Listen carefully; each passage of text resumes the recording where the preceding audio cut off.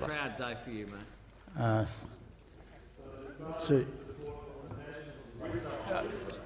Sorry, I call the member for Nicholls.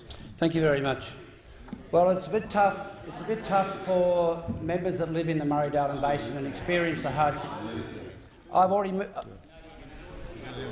moved the amendments in my name.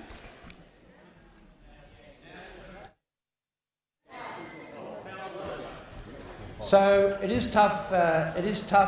Speaker, to have to stand here in this place when you live in the Murray-Darling Basin and you experience the hardship each and every day. It's very hard to hear from the Leader of the Opposition, who spends all of his life in Sydney, from the Opposition Water Minister, who spends all of her life in Brisbane, standing up and telling us what's fair and what's reasonable in relation to water policy. Members on my left.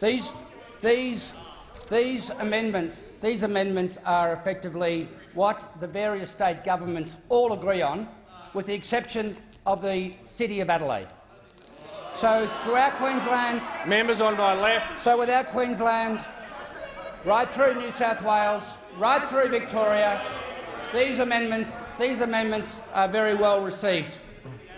The idea is that the 450s, which in late 2018, another 450 gigalitres of water, was effectively ruled out because of a new socio-economic neutrality test. It effectively said, and this was agreed to by all the states, that the new socio-economic neutrality test could not take more water out of agriculture for the environment if it was going to have a negative and detrimental effect on the communities. And that was agreed to by all states. So what we're doing here, we're simply legislating that. So the 450 is out. That's been proven. So then we have the 605s. It's another 605 gigalitres worth of water. Some of the states are effectively saying that the 605 projects, which are environmental projects, they are having trouble reaching the required timelines by 2024, and those projects may fail.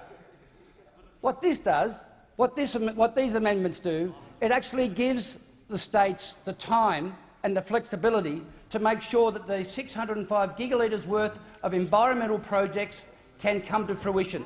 And if the projects that are currently on the list cannot be done, then we're putting into legislation the flexibility that the states can find new projects and they can have extended timelines to make sure that those environmental projects are in fact met. These are the issues that are, again, heavily supported by the states in relation to the Murray-Darling Basin. So the 450 out and the 605 given greater flexibility and greater timelines. In amongst this whole recovery of water, what has been the worst policy by any government has been the concept that you end up getting a big chequebook from government and you go and find desperate farmers that need to sell their water to retire debt, and you pay them a premium for their water. And that water effectively just leaves the agricultural districts and it just goes straight to the environment. So we're going to put a line through buybacks, simply because buybacks are the most destructive, dangerous and damaging, and they're also incredibly lazy from a government. So we're saying no more buybacks, and this is primarily aimed at the Labor Party. So because the Labor Party still have buybacks at the top of their policy directions. So what the Labor Party want to do, should they ever be back in government, the first port of call, their first action, is to simply go back and buy water off desperate farmers. We're saying we want to legislate that, even though it's already government policy. We want to legislate that, no more buybacks. We want to create certainty for our agricultural sector. Everybody in the House always wants to talk about what a great job our farmers do during this pandemic, how we were able to keep the supermarkets full of food, all of the benefits that it has. The opposition, they love talking about how our farmers are doing a great job, how our supermarkets are doing a great job, but they forget about the most important component of this. It is the component of water.